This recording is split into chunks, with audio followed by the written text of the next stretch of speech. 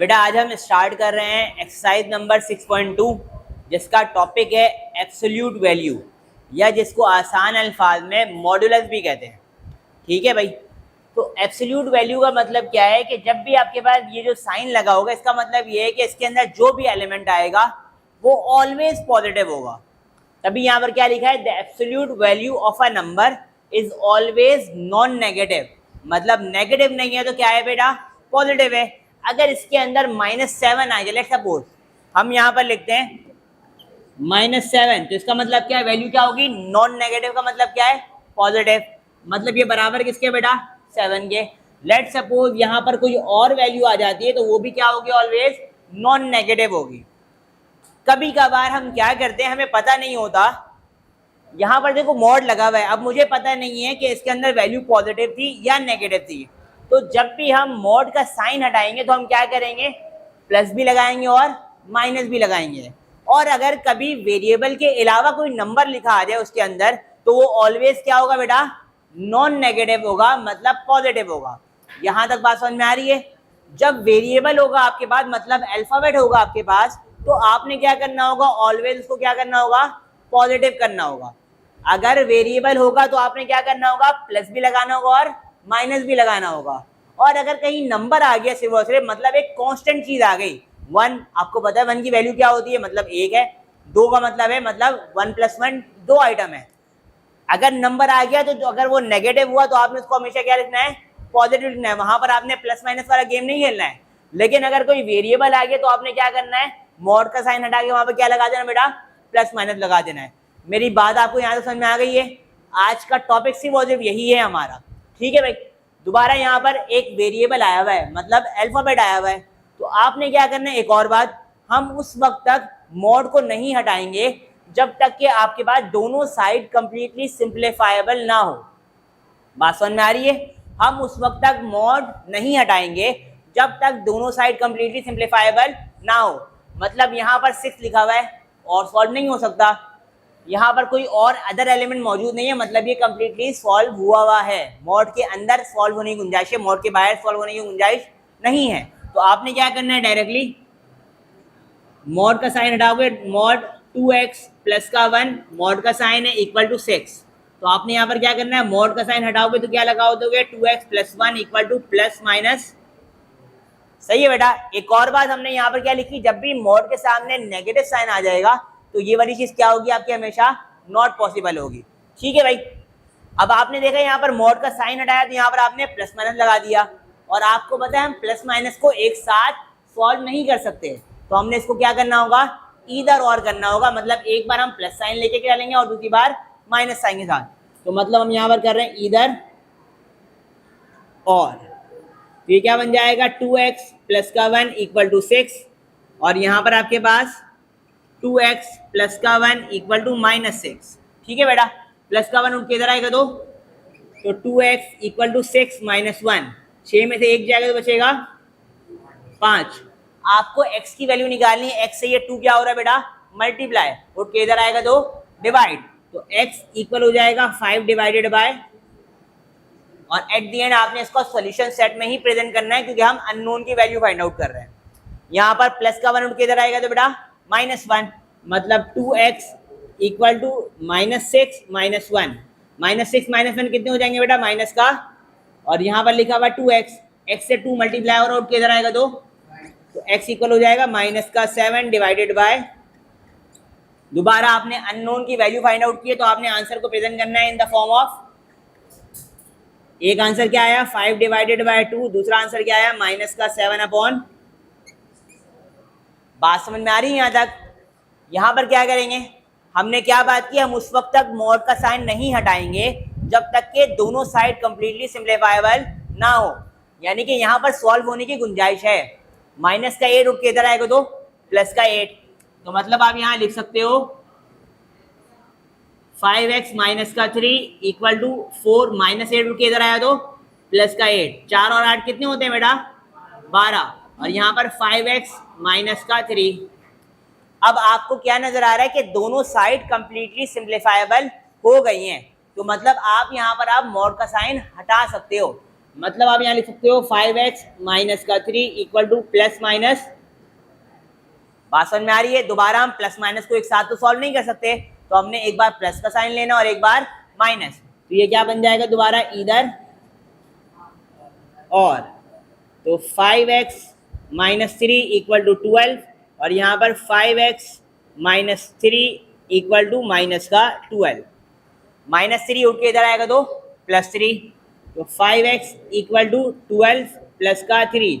12 और 3 कितने हो जाएंगे बेटा? सही है बेटा, आपने x की वैल्यू निकालनी है। x से ये 5 हो रहा है मल्टीप्लाई, उठ के इधर आएगा तो डिवाइड। तो x इक्वल हो जाएगा 15 डिवाइडेड बाय 5। तो 5 वन दा 5, 5 3 दा x इक्वल टू 3। आपका एक आंसर आ गया।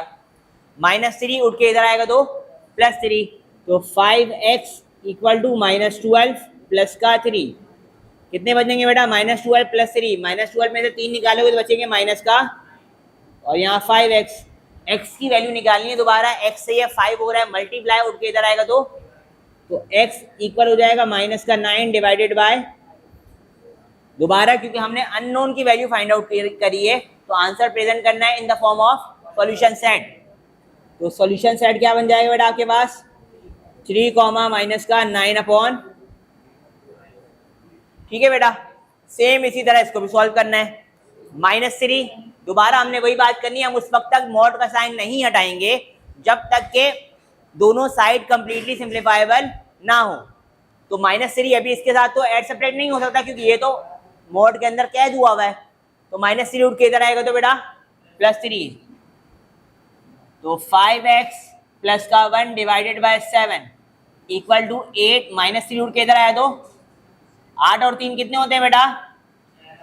5x plus 1 divided by 7 equal to 11। ठीक है बेटा, दोबारा आपको नजर आ रहा है कि दोनों साइड कंप्लीटली सिंप्लीफाई हो गई हैं। ऐसे ही है ना भाई, फर्दर तो सॉल्व नहीं की गुंजाइश नहीं है, तो हम मॉड का साइन हटा के क्या लगा सकते हैं? Plus minus.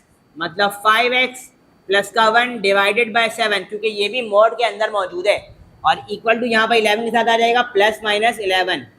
दोबारा वही बात, हम क्या करेंगे, एक साथ प्लस माइनस को सॉल्व नहीं कर सकते, तो हमने क्या करना होगा? Either on.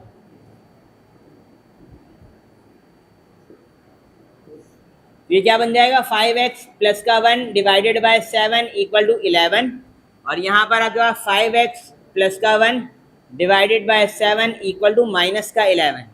सही है बेटा, आपको नजर आ रहा है, आपको अल्फाबेट की वैल्यू निकालनी, मतलब x की वैल्यू निकालनी है। x से ये 7 क्या हो रहा है फिलहाल? डिवाइड, उठ के इधर आएगा तो मल्टीप्लाई। तो ये बन जाएगा 5x प्लस का 1 इक्वल टू 11 मल्टीप्लाई बाय 7। सही है बेटा, 11 मल्टीप्लाई बाय 7 करोगे तो बनेगा 77। तो 5x प्लस का 1 इक्वल टू 77 प्लस का, दोबारा आपको x की वैल्यू निकालनी है। x से ये 1 क्या हो रहा है बेटा? ऐड हो रहा है, उठ के इधर आएगा तो सब्ट्रैक्ट। तो 5x इक्वल हो जाएगा 77 माइनस का 1। तो आपके पास ये क्या बन जाएगा बेटा? 5x equal to 70।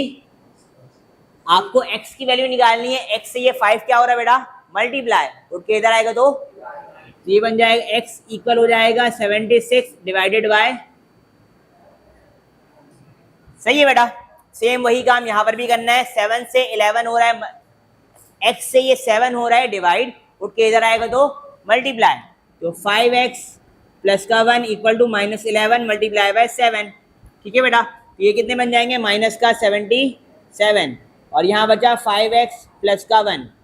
दोबारा आपने क्या करना है? x की वैल्यू निकालनी है। x से ये 1 क्या हो रहा है? ऐड हो रहा है, उठ के इधर आएगा तो सब्ट्रैक्ट। तो यहाँ पर क्या बचेगा बेटा आपके पास? 5x इक्वल हो जाएगा माइनस का 77 और प्लस का 1 उठ के इधर आएगा तो माइनस का 1। माइनस 77 माइनस 1 कितने बन जाएंगे बेटा? माइनस का 78। आपको x की वैल्यू निकालनी है। x से ये 5 क्या हो रहा है बेटा? मल्टीप्लाई, उठ के इधर आएगा तो x इक्वल हो जाएगा माइनस का 78 डिवाइडेड बाय। बात समझ में आ रही है यहाँ तक? दोबारा हमने अननोन की वैल्यू फाइंड आउट करी है, तो उसका आंसर हमेशा हमें प्रेजेंट करना है in the form of solution set. तो आपने यहाँ सॉल्यूशन सेट बनाना है। पहला आंसर आया 76 डिवाइडेड बाय 5, और दूसरा आंसर आया माइनस का 78 डिवाइडेड बाय इनमें कोई सवाल है तो बताओ। प्लस माइनस लगाएंगे, कांस्टेंट मालूम हम कि हमें इसको करना है। अगर आपके पास अगर एमसीक्यूज में आया ना कि एक नंबर लिखा हुआ है उसके आगे पीछे मॉड लगा हुआ है, तो ऑलवेज उसका रिजल्ट क्या होगा, पॉजिटिव होगा, भले ही वो नंबर नेगेटिव हो या पॉजिटिव हो। लेकिन अगर कोई अल्फाबेट आ गया तो आपने उसका आंसर शो करना है प्लस माइनस। बेटा आपके पास क्वेश्चन नंबर 5 में लिखा हुआ है ये सवाल, मॉड 5x - 3 मॉड क्लोज -8 = 4। आगे सवाल में लिखा हुआ है where x belongs to natural number. Natural number कौन से नंबर होते हैं, जो 1 से स्टार्ट होते हैं और कंटिन्यू रहते हैं, मतलब 1 2 3 4 5 6 7 8 जब तक चल रहा है इनफाइनाइट तक, ऐसे ही है बेटा। अब हमारे पास एक आंसर आया है 3, दूसरा आया है -9/5, जबकि आपको पता है 3 तो नेचुरल नंबर में लाई कर रहा है, जबकि ये -9/5 नेचुरल नंबर में नहीं है, क्योंकि नेचुरल नंबर में पॉइंट वाले नंबर नहीं होते और ना ही नेगेटिव साइन होता है।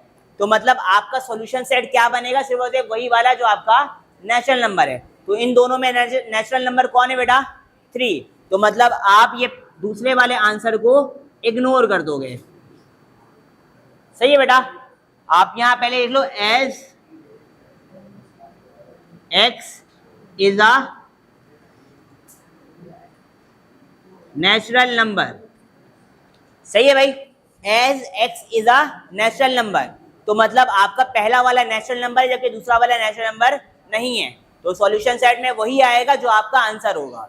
ठीक है भाई, ठीक है बेटा। आपको यहाँ पर ये जो x बिलोंग्स टू इंटीजर लिखा हुआ है ये सिर्फ और सिर्फ कंफ्यूज करने के लिए दिया गया है, क्योंकि इंटीजर में सारे के सारे नंबर आ जाते हैं, पॉजिटिव भी और नेगेटिव भी। तो ये सिर्फ और सिर्फ कंफ्यूज करने के लिए दिया गया है। जो आपके पास पहला सॉल्यूशन जैसा आपने किया वैसे ही करना है, मतलब हम उस वक्त तक मॉड का साइन नहीं हटाएंगे जब तक के दोनों साइड कंप्लीटली सिंप्लीफाइबल ना हो।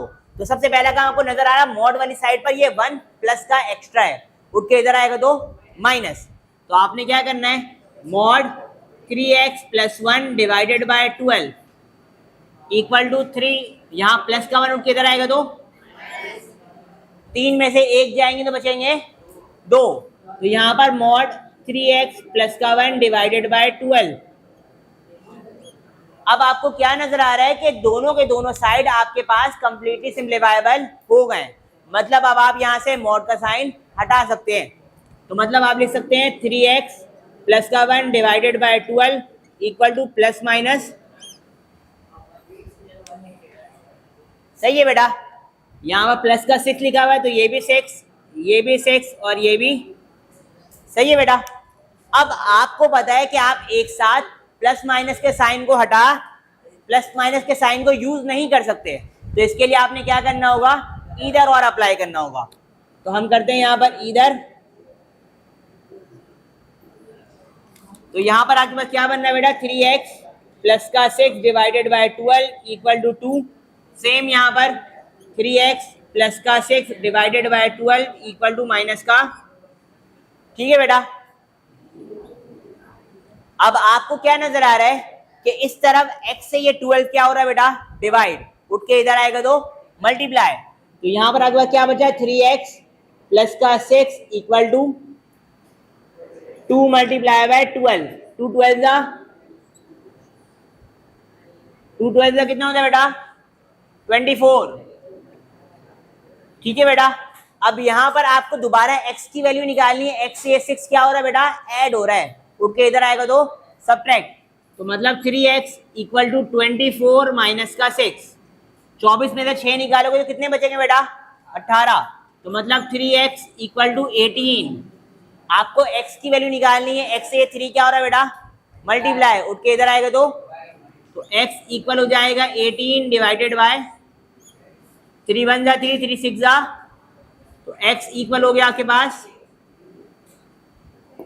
सेम सेकंड वाली साइड को भी सीधा सॉल्व करना है, 12 यहाँ डिवाइड हो रहा है, किधर आएगा तो यहाँ पर आपके पास क्या बचा बेटा, 3x + का 6 = -2 मल्टीप्लाई बाय -2 मल्टीप्लाई बाय 12 कितने बन जाएंगे, -20, और यहाँ पर 3x + का 6, इधर प्लस का 6 उठ के इधर आएगा तो तो ये बन जाएगा 3x इक्वल टू -24 माइनस का 6, -24 माइनस 6 कितने हो जाएंगे, माइनस का 30।